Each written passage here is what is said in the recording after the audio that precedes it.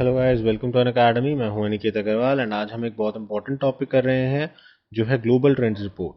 तो अभी current affairs में और न्यूज़पेपर में आपने काफ़ी ज़्यादा पढ़ा होगा ग्लोबल ट्रेंड्स रिपोर्ट के बारे में। ये UNHCR निकालता है, यानी कि United Nations high commission on refugees. तो ये काफ़ी इंपॉर्टेंट न्यूज़ है हमारे लिए एंड इसको हम पूरा डिटेल में स्टडी करेंगे, एनालाइज करेंगे। ये आपके GS 1 के अंदर भी आता है और GS 2 के अंदर भी आता है, क्योंकि गवर्नमेंट पॉलिसीज़ को इंटरनेशनल अफेयर्स से रिलेटेड है, और GS 1 से इसलिए क्योंकि ये सोशल इश्यूज से भी रिलेटेड है। तो हमें दोनों ही एंगल से इसको पढ़ना है। वीडियो शुरू करने से पहले मैं आप लोगों से रिक्वेस्ट करना चाहूंगा कि आप इस वीडियो को लाइक कीजिए, कमेंट कीजिए एंड शेयर कीजिए अपने दोस्तों के साथ। सब्सक्राइब कीजिए हमारे चैनल को, साथ ही इस बेल आइकन को भी दबाइए ताकि आपको रेगुलर अपडेट्स जो अनअकैडमी के आर्टिकुलेट चैनल की हैं वो मिलती रहें। You should also join our Telegram channels. तो आप लोगों को हमारे टेलीग्राम चैनल्स को भी ज्वाइन करना चाहिए, जिससे कि आपकी यूपीएससी की तैयारी अच्छे से हो सके, क्योंकि आपको इसमें रेगुलर अपडेट्स मिल जाएंगे, PDF फाइल्स मिल जाएंगी और अन्य रिसोर्सेज जो भी आपके एग्जाम से संबंधित हैं वो सारे के सारे यहाँ पे डाल दिए जाते हैं। तो आपको डिस्क्रिप्शन में भी इसका लिंक मिल जाएगा। तो ये अनअकैडमी आर्टिकुलेट का टेलीग्राम चैनल है। इसके अलावा ये मेरा पर्सनल डिस्कशन ग्रुप है, स्टडी टाइम YT। आप इसे सर्च करेंगे तो टेलीग्राम पे आ जाएगा। इसके अंदर आपके कोई भी सवाल जवाब हो तो वो आपको सभी एड्रेस किए जाते हैं। एंड ये मेरा अनिकेत सर के नाम से टेलीग्राम चैनल है, जिसपे मेरी और जो अपडेट्स हैं वो आती रहती हैं। तो आपको इसको भी ज्वाइन कर लेना चाहिए। ऑफ कोर्स ये सब फ्री है। एंड आप अगर मेरा कोड यूज़ करते हो ANI7 तो आपको 10% एक्स्ट्रा डिस्काउंट मिल जाएगा। तो यहाँ पे आप देख सकते हो 24 मंथ्स का प्लान है, जिसमें आपको 67% तक ऑफ मिल जाता है एंड 10% एक्स्ट्रा डिस्काउंट मिल जाएगा यूजिंग माई कोड। एंड अगर आप 12 मंथ्स का प्लान लेते हो तो आपको 54% डिस्काउंट मिलता है, और ANI7 कोड यूज़ करके आपको 10% एक्स्ट्रा और डिस्काउंट मिल जाएगा। इसके अलावा हमारा एक all India free mock test हो रहा है 21 जून को, जिसके अंदर आप पार्टिसिपेट कर सकते हो और अपनी सेल्फ असेसमेंट देख सकते हो कि आप कहाँ पे स्टैंड करते हैं और आपको कितनी प्रिपरेशन की किस एरिया में ज़रूरत है। सो ग्लोबल ट्रेंड रिपोर्ट कौन निकालता है? UNHCR निकालता है, United Nations high commissioner for refugees. It has release it's annual global trends report before the world refugee day on 20 जून। तो 20 जून यानी कि आज हमारा क्या है, वर्ल्ड रिफ्यूजी डे है। और आज से पहले यानी कि थोड़े दिनों पहले ही ये अपनी ग्लोबल ट्रेंड्स रिपोर्ट को निकालते हैं, और हर साल निकालते हैं। ये इंपॉर्टेंट है, एनुअली निकालते हैं। तो आपको डायरेक्टली प्रीलिम में एक फैक्ट पूछा जा सकता है कि भाई ग्लोबल ट्रेंड्स रिपोर्ट जो है कौन निकालता है, या फिर आपको वर्ल्ड रिफ्यूजी डे से रिलेटेड क्वेश्चन पूछा जा सकता है। तो आपको इस चीज़ को याद रखना है। The Global Trends is published every year to count and track the number of refugees, internally displaced people, and people who have returned to their countries or areas of origin, asylum seekers, stateless people, and other population concerned to UNHCR। तो बहुत important चीज़ है कि ये क्या कुछ track करते हैं। तो ये हर एक तरह के रिफ्यूजी को ट्रैक करेंगे, चाहे वो इंटरनली रिफ्यूजीज बने हो चाहे वो एक्सटर्नली रिफ्यूजीज बने हो। यानी कि internally displaced people, for example जब कश्मीरी हिंदूज को निकाला गया था कश्मीर वैली से, उनको मार दिया जाता था, किडनैप कर लिया जाता था एंड सो ऑन, तो वो इंटरनल डिस्प्लेसमेंट थी। तो इंटरनल डिस्प्लेसमेंट ऑफ पीपल को भी ये गिनते हैं। इसके अलावा people who have return to their countries, जिनको कंट्रीज के अंदर डिस्क्रिमिनेशन की गई जहां पे वो काम कर रहे थे, जिसके कारण उन्हें वापस आना पड़ा, उनको भी गिना जाता है। Number 2, areas of origin. Suppose कीजिए कोई पर्सन है वो किसी और स्टेट से बिलोंग करता है या किसी और कंट्री से बिलोंग करता है, और बिकॉज ऑफ हिज ओरिजिन उसके साथ डिस्क्रिमिनेशन की जाती है, बुरा व्यवहार किया जाता है, जिसके कारण वो वापस अपने एरिया ऑफ ओरिजिन में चला जाता है। उस केस के अंदर भी ये रिफ्यूजीज में काउंट होते हैं। उसके बाद आपके असाइलम सीकर्स, जो कि किसी जगह पे शरण मांग रहे हैं। फॉर एग्जांपल जैसे बलूचिस्तान के अंदर जो बहुत सारे लोग हैं, बलूचिस्तान के जो ब्रह्मगदा बुगती, जो मेरे ख्याल से प्रोस्पेक्टिव हायर होते, अगर उनके राजा जो भी थे वो चलते रहते तो राजवंश चलता रहता, मेरे कहने का मतलब। सो वो क्या हो गए, असाइलम सीकर्स हो गए, कि उनको शरण चाहिए किसी और देश में, तो दे आर ऑल्सो रिफ्यूजीज, क्योंकि उनका खुद का देश जो है या तो वो इंडिपेंडेंट नहीं है या फिर वो पॉलिटिकली एनिमी है रूलिंग एरिया के। उसके बाद आ जाते हैं आपके स्टेटलेस पीपल, जिनको कोई भी देश लेने से मना कर देता है कि ये हमारे देश का नागरिक नहीं है और वो किसी और देश का नागरिक नहीं है, तो वो स्टेटलेस हो जाता है। तो कंट्रीलेस होना चाहिए था, बट हम इंटरनेशनल लेवल पे जब बात करते हैं तो हम हर एक कंट्री को स्टेट बोलते हैं। तो stateless people and other population of concern to UNHRC। की पॉइंट्स की बात करें तो डिस्प्लेसमेंट कितनी हुई 2019 में, तो nearly 80 million people were forcibly displaced by the end of 2019, which is nearly 1% of the global population. तो ये बहुत खतरनाक बात है कि 1% ऑफ ग्लोबल पॉपुलेशन जो है उसको डिस्प्लेस कर दिया गया पूरे एक साल में 2019 के अंदर, जो कि 1% ऑफ ग्लोबल पॉपुलेशन बहुत बड़ा अमाउंट होता है। 80 मिलियन पीपल होता है, प्लस इससे बहुत सारे लोगों की लाइफ जुड़ी होती है। Half of those displaced were children, और इसके अंदर से 50% जो है वो बच्चे थे। इस 80 मिलियन पीपल में से जो मेजॉरिटी फिगर है वो आपकी इंटरनल माइग्रेंट्स की है, तो 45.7 मिलियन जो है वो इंटरनली डिस्प्लेस्ड पीपल थे, एक स्टेट से दूसरे state and so on. 26 million जो लोग थे वो क्रॉस बॉर्डर्स थे, यानी कि एक जगह से दूसरी जगह, एक कंट्री से दूसरे कंट्री में जिनको रिप्लेस किया गया, रिफ्यूजी बनाया गया। एंड इसके अलावा 4.2 मिलियन यानी कि लगभग 42 लाख लोग ऐसे थे जो कि असाइलम यानी कि शरणागत बनना चाहते थे किसी और देश का। एंड 3.6 यानी लगभग 36 लाख लोग ऐसे थे जो कि वेनेजुला के लोग थे एंड उनको बाहर के देशों ने निकाल दिया, आप कह सकते हो वापस भेज दिया, डिपोर्ट कर दिया, जिसके कारण उन्हें वापस अपने देश में आना पड़ा। More than 8 of every 10 refugees यानी कि 85% are in developing countries, generally a country neighboring one of they fled। तो कहने का मतलब है कि 8%, 80%, 85% जो लोग हैं वो कौन हैं, वो हैं आपके डेवलपिंग कंट्रीज के लोग, क्योंकि कोई ना कोई बॉर्डर लगता है तो वो वहाँ पे माइग्रेट कर रहे हैं। तो 85% लोग डेवलपिंग कंट्रीज से बिलोंग करते हैं। 5 countries account 2/3 of the people displaced across borders: Syria, Venezuela, Afghanistan, south Sudan and Myanmar. तो आप देख सकते हो कि ज़्यादातर वो एरियाज इसके अंदर आ रहे हैं जहाँ पे कोई ना कोई कॉन्फ्लिक्ट चल रहा होता है। म्यांमार में रोहिंग्यास का कॉन्फ्लिक्ट था, साउथ सूडान और सूडान में तो चलता ही रहता है, और दाफूर वाले एरिया के अंदर भी कॉन्फ्लिक्ट चलता रहता है। अफगानिस्तान के अंदर अगेन शांति नहीं है, तालिबान है। वेनेजुला के अंदर अगेन अभी ऑयल क्राइसिस हुए थे, इकोनॉमिक क्राइसिस हुए थे, तो काफ़ी ज़्यादा प्रॉब्लम चलती है।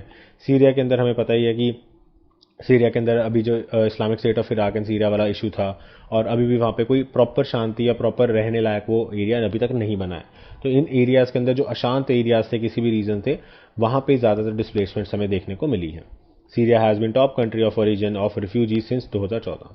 सो 2014 से ही सीरिया जो है टॉप कंट्री है जहाँ के लोग जो है कहीं ना कहीं शरण प्राप्त कर रहे हैं। रीजंस फॉर डिस्प्लेसमेंट, रीजन क्या होते हैं डिस्प्लेसमेंट के? तो परसिक्यूशन है सबसे बड़ा रीजन। तो परसिक्यूशन का मतलब कि आपकी एथनिक क्लेंजिंग की जा रही है, आप एक धर्म को बिलोंग करते हैं या आप एक जाति को बिलोंग करते हैं, इसलिए आपको मारा जा रहा है।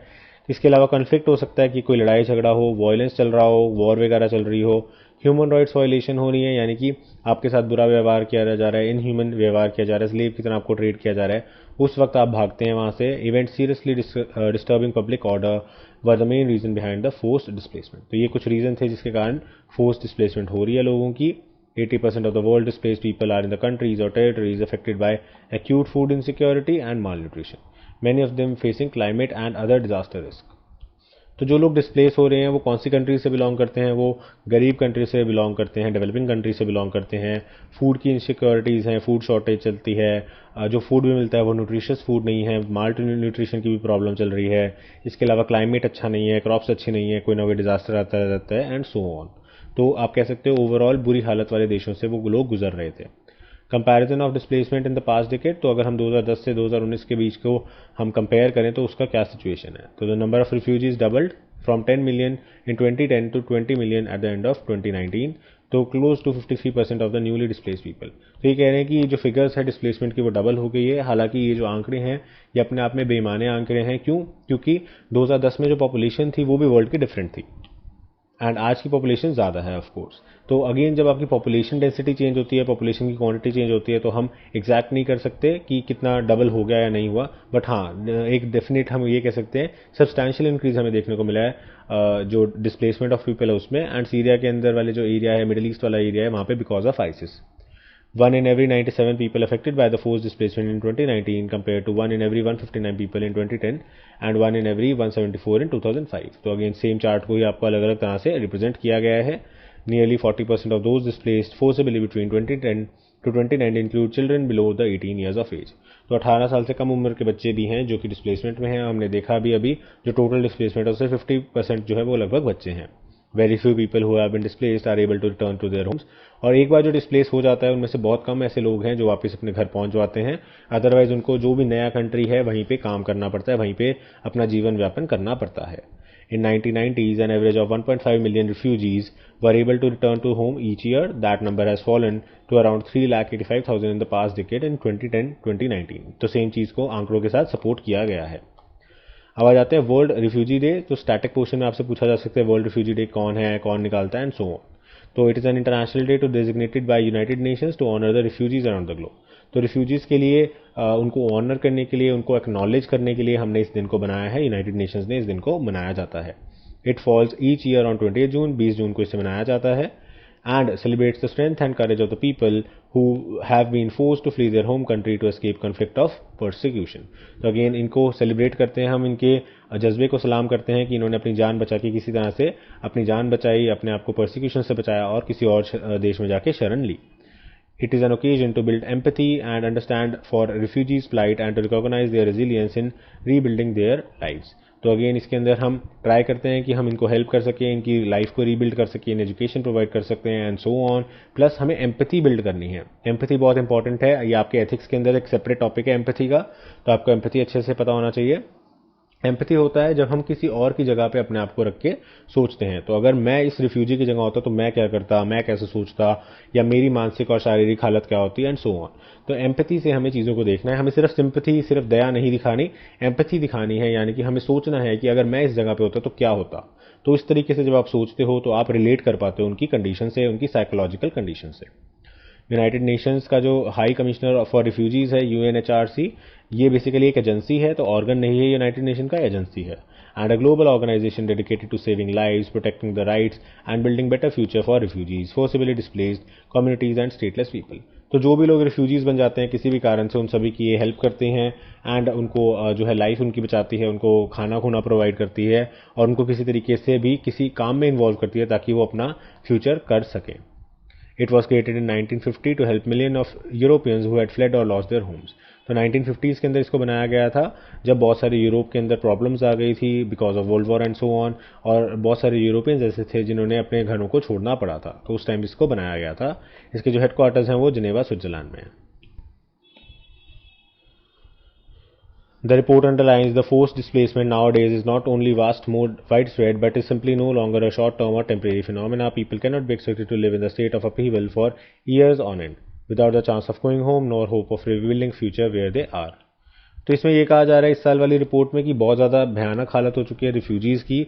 एंड अब ऐसा नहीं रहा कि हम जो रिफ्यूजीज़ हैं वो एक टेम्परेरी प्रॉब्लम बन गई है, अब एक ही लॉन्ग टर्म प्रॉब्लम बन चुकी है, क्योंकि वो स्टेट्स ऐसे हैं जहाँ से लोग आ रहे हैं कि वो वापस नहीं जा सकते. अगर वो वापस जाएंगे तो फिर से मार दिए जाएंगे, और जहाँ पे वो गए हैं वहाँ पे वो फ्यूचर नहीं बना सकते क्योंकि वो वहाँ से अलग है, उनका कल्चर अलग है, उनकी भाषा अलग है, और वो अपने आप को जल्दी से उस नए माहौल में ढाल नहीं पाते.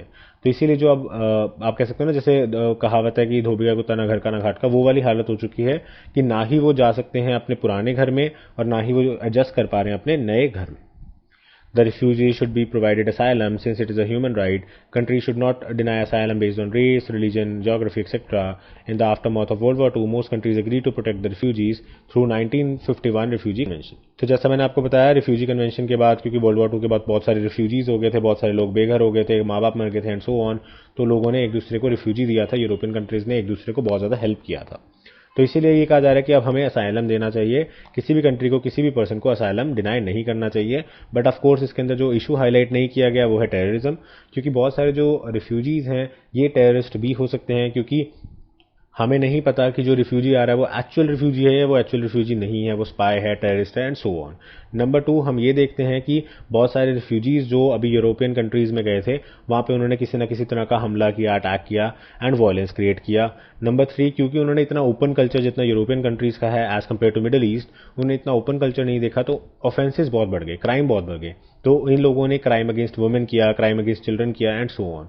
तो इस तरीके से हम देख रहे हैं कि जो भी कंट्री कह रहा है कि हाँ हम रिफ्यूजी लेने के लिए तैयार है, बट पीपल का कहीं ना कहीं सहयोग होना चाहिए, क्योंकि अगर आम पीपल उससे अनसेफ हो रहे हैं, आपके जो देश के सिटीजन है वो अनसेफ हो रहे हैं, तो उन रिफ्यूजीज को लेने का कोई मतलब नहीं बनता है. There is a need for fundamentally new and more accepting attitude towards all who flee, coupled with much more determined drive to end the conflict going on for years and that are at the root of such immense suffering. तो again उसके बाद हमें conclusion दिया गया है कि हमें सबकी हेल्प करनी चाहिए एंड हमें किसी तरीके से उन इश्यूज़ को रिजॉल्व करने की कोशिश करनी चाहिए जिसके कारण लोगों को अपने घरों को छोड़ के भागना पड़ता है और इतनी ज़्यादा उन्हें सफरिंग जो है वो कॉज होती है, बच्चों को सफरिंग होती है, महिलाओं को सबसे ज़्यादा दिक्कत होती है. किसी भी तरह के हम देखते हैं अत्याचार हो रहा है तो सबसे ज़्यादा अगर उसमें कोई विक्टिम बनती है तो वुमेन बनती है, क्योंकि उनको ना केवल मारा जाता है बल्कि उनके साथ शारीरिक रूप से भी दुर्व्यवहार किया जाता है और मानसिक पीड़ा भी उनको होती है. तो अगेन वुमेन के साथ तो बिल्कुल ही नेक्स्ट लेवल आप कह सकते हो अत्याचार होता है. तो वुमेन का कहीं ना कहीं हमें कंसिडरेशन ज़्यादा रखना चाहिए. So with this we have completed this topic. I hope आपको वीडियो अच्छी लगी होगी एंड इन्फॉर्मेटिव लगी होगी. एंड अगर आपको कोई डाउट्स हो तो आप स्टडी टाइम YT ग्रुप पे जुड़ सकते हो और वहाँ पे अपने डाउट्स पूछ सकते हो. Thank you for watching.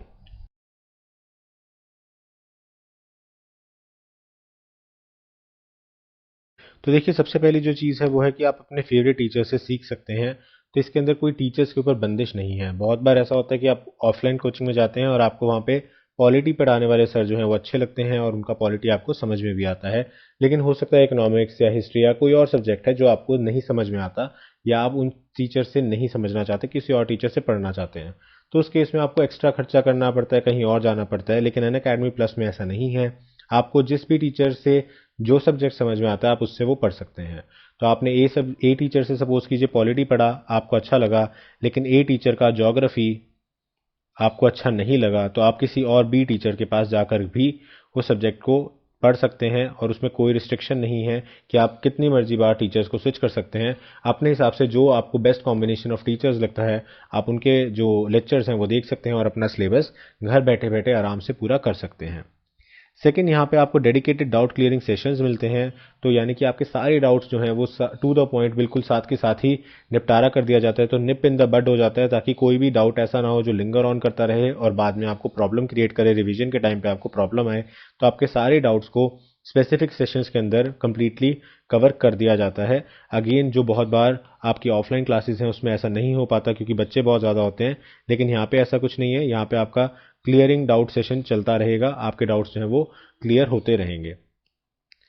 उसके बाद आपको एक ही सब्सक्रिप्शन के अंदर मल्टीपल जो कोर्सेज हैं वो मिल जाते हैं और आपको अनलिमिटेड एक्सेस मिल जाता है पूरी अनअकैडमी लाइब्रेरी का। तो सपोज कीजिए आप पीसीएस की भी तैयारी कर रहे हैं एंड आईएएस की भी तैयारी कर रहे हैं।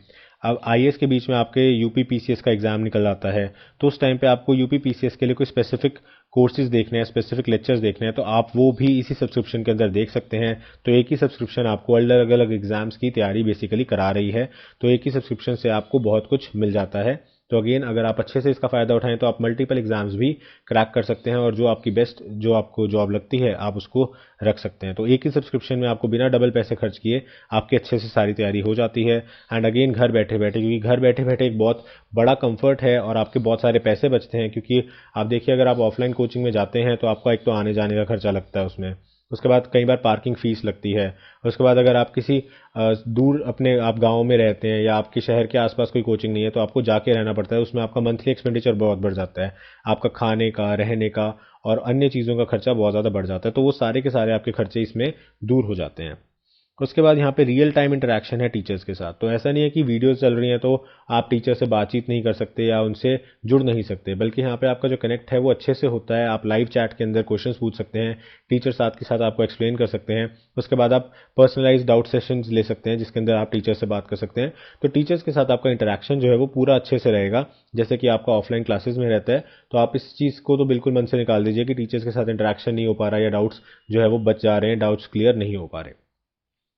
इसके अलावा आपको यहाँ पे अनलिमिटेड टेस्ट सीरीज मिलेगी। तो एग्जाम से पहले सबसे ज़्यादा इंपॉर्टेंट होता है कि आपने कितने टेस्ट किए, क्योंकि जितने टेस्ट किए और स्पेशली जो हम टेस्ट में गलत करते हैं चीज़ें वो हमें ज़रूर याद रह जाती हैं। तो इसलिए टेस्ट के अंदर की जो गलतियां हैं वो आपकी बार बार रिवाइज होंगी। तो आपको अलग से टेस्ट सीरीज़ के लिए कोई पेमेंट नहीं करना। इसके अंदर आपके अनलिमिटेड टेस्ट सीरीज़ रहेंगी जिनको आप ज्वाइन कर सकते हो। इसके अलावा हर क्लास के आपको पीडीएफ नोट्स मिलेंगे एंड पीडीएफ भी आपको दोनों तरह से मिलेंगे, एनोटेटेड और बिना एनोटेटेड। तो अगर प्लेन सपोज कीजिए आपने कोई एमसीक्यू का कोर्स लगाया और उसके अंदर आपने प्लेन पीडीएफ फाइल ले ली, तो आप बाद में उसको खुद से प्रैक्टिस कर सकते हो कि आपको कितने क्वेश्चंस याद हो गए। एंड बाद में आप उसे अनएनोटेटेड जो एनोटेटेड है जिसमें टीचर्स ने आपको आंसर्स और रीजंस वहाँ कराए हैं उसके साथ मैच करके देख सकते हो कि आपकी रीजनिंग कितनी करेक्ट थी। तो इस तरीके से आपकी एमसीक्यूज की प्रैक्टिस बहुत अच्छी हो जाती है। प्लस आपको जो थ्योरेटिकल चैप्टर्स हैं उनके भी हर एक चैप्टर के हर एक वीडियो के पीडीएफ नोट्स दिए जाते हैं। इसके अलावा आपका फुल सिलेबस कवरेज होता है। बहुत बार बच्चे ऐसे भी होते हैं जो कहते हैं कि हमारा जो सिलेबस है वो अधूरा रह गया, सर ने एनसीईआरटीज नहीं कराई या कुछ नहीं कराया। कुछ ना कुछ किसी ना किसी कोचिंग पे कुछ रह जाता है। तो बहुत सारी कोचिंग्स जो है वो कंप्लीट भी करा देती हैं, लेकिन कुछ बच्चों का रह जाता है। लेकिन अनअकैडमी पे आपको पूरा पाठ्यक्रम कराया जाएगा, पूरा सिलेबस आपका कवर किया जाएगा। एंड इसके अंदर एक और एडवांटेज है, वो ये है कि अगर आपको लगता है किसी टीचर ने कोई टॉपिक मिस कर दिया या कोई टॉपिक आपको ठीक से समझ नहीं आया, तो आप वो स्विच करके दूसरे टीचर का सेम टॉपिक सर्च कर सकते हो, देख सकते हो। उसके अंदर भी आपको कोई रोक नहीं है, कोई आपके एक्स्ट्रा चार्जेस नहीं है। एंड लास्टली आप सभी वीडियोस को डाउनलोड कर सकते हो और ऑफलाइन भी देख सकते हो।